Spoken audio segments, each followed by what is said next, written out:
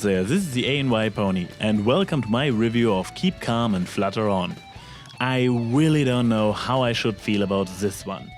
There were some really good, some rather bad elements in there. So yeah, let's go through them and see which side will dominate in the ending. I guess the most obvious point to start is, completely unnecessary dramatic effect pause because you already know what I'm about to say anyways, Discrod.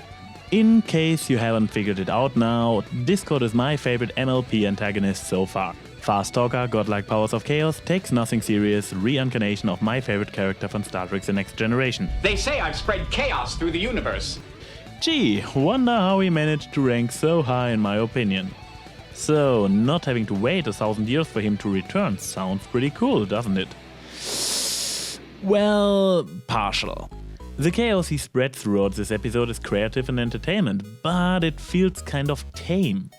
Previously, with a snap of his finger, he could transform whole tracts of land into an even insaner version of Alice's Wonderland, while turning the laws of nature upside down and inside out. Not to talk about his ability to discord single sentient beings by reversing their characters. Now, for the most time, he limits his powers only on Fluttershy's cottage and a group of angry beavers.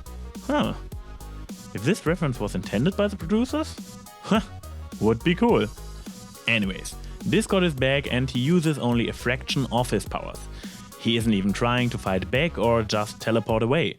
I only can speculate why he's willing to play along with this whole Reformation attempt. Maybe he expects to have some fun messing with the ponies.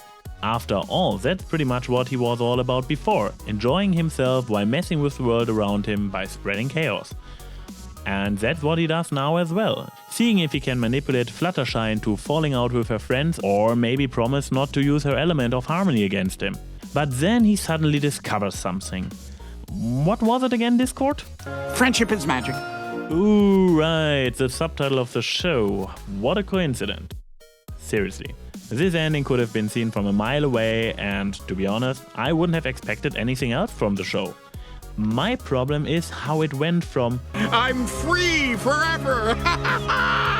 to I like it better my way, but I guess when you're friends, you can't always have things exactly your way all the time. Eh? But more on this later. First, let's talk about the other main character of this episode, Fluttershy. You remember how I called her mentally unstable only 5 episodes ago? How I called the episode Putting Your Hoof Down a waste of time because of her recent behavior? After watching Keep Calm and Flutter On, there's only one logical explanation left, except the boring run with different writers interpreting her differently. There has been more than one pony visiting the mirror pool lately. Twilight, you know what to do. Hold it! This one is okay, she can stay. So, Fluttershy. Even though the title of this episode pretty much hints at this being a Fluttershy episode, she has a hard time to stand out compared to Discord's possessive personality. And until the moment she tells her friends that she was aware of Discord's mischief all the time, I was really doubting her role in all this. Oh boy, her friends are not the only ones feeling embarrassed in this moment. Even so, I like this twist, showing that she actually had a plan and is a confident character who gets what's going on. Her plan was to create artificial friendship she could use against Discord? This is fascinating and disturbing at the same time. Even though this may not be the best Fluttershy episode at all. Not to say as a Fluttershy episode it's pretty bad, considering that she does not really do anything actively until 4 minutes to the end. This is the most interesting version of Fluttershy I have seen so far. Such a complex hidden agenda aiming to manipulating somebody else by using kindness? Give this filly a PhD in adorableness and watch her take over the world. What? Already done on Tumblr? Who would have guessed? So much for our 2 lead characters in this episode. What about the rest? Pinky, Applejack, Rarity and for some reason Spike are simply there doing some small things once in a while. Nothing special, but it's okay considering how many characters are present throughout this episode. Something I recognize is the fact that Rainbow Dash is the actual spokesperson of the group this time. She was the one calling out Discord most of the time and being quite confrontive towards Fluttershy as well. And of course, Twilight gets, as usual, a bit more screen time as well, being the leader of the group and the main protagonist of the whole show. There's also this dubious short side story about a Reformation spell I totally missed until I got pointed in this direction. A spell that can force Reformation on an individual? Well, I guess it wouldn't have worked on Discrod after all, but the idea is fascinating. There are a lot of unusual elements in this episode if you think about it. Fluttershy's hidden agenda, the reforming spell, the present main 6 calling Celestia out on her horse apple actions for once. I wonder who is responsible for these new tones. Polsky or TheAnYPony, the new writer who provided the original story. I would not like this to become the new overall tone of the series, but I would appreciate to see more episodes with such elements once in a while, especially the calling out Celestia part. Okay, now for the big one. Where did this episode fail in my eyes? As I already mentioned, I'm okay with the idea to turn Discrod good. I never saw him as a classical evil villain anyways. Sure, he is neither good nor lawful, he is pure chaos. But chaotic takes up the whole right column of the alignment chart. And in my eyes he is more a big scale out of control prankster than a truly evil force of destruction. So yeah, chaotic neutral. And this would also work with the concept of this episode. Chaotic neutral characters are focused on their own desires and do not care about good or evil in general, but personal bonds to individuals are still important to them. So maybe Discrod was really only so reckless until now because... Well, I've never really had a friend before. He never before managed to get close to any pony? Makes you wonder about his origin. Did he at some point simply popped into existence and started spreading chaos right away, until the Royal Sisters turned him into stone the first time? But well, I guess this can be handled as a matter of suspension of disbelief. But what I can't simply block out is how unrealistic the development of said friendship happens. How long would you say the events of this episode took? I say one afternoon, a whole day at max. So, we are supposed to believe that Fluttershy managed to create this forced artificial friendship with Discrod, and it became meaningful enough for him to give up on his own desires within hours? Nope. At one point she holds his hand for a moment and calls him a friend. That's simply not enough to convey a believable relationship.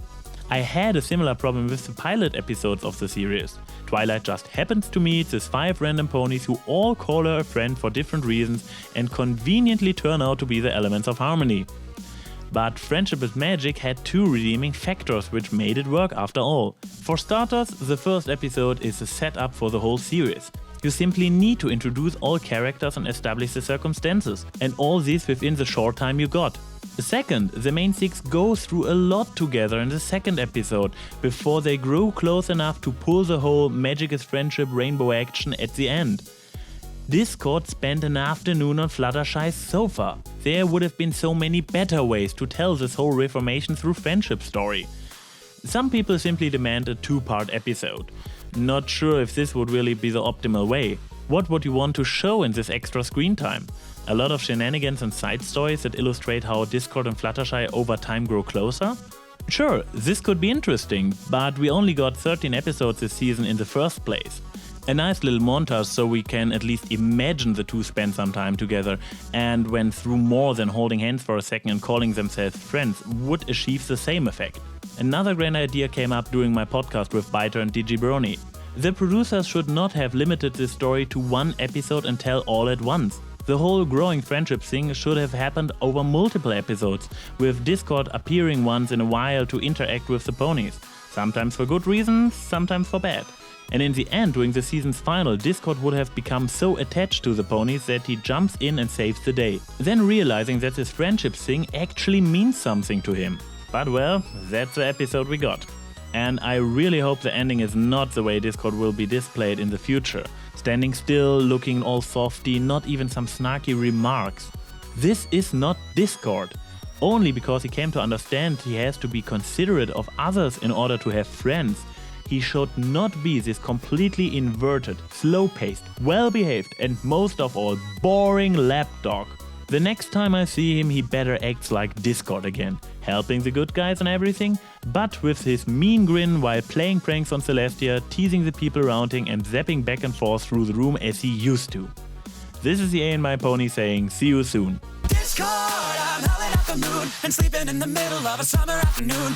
Discard, whatever did we do to make you take our world away? Discard, are we a prey alone? Or are we just a stepping stone for taking back the throne? Discard, we won't take it anymore, so take a tyranny away.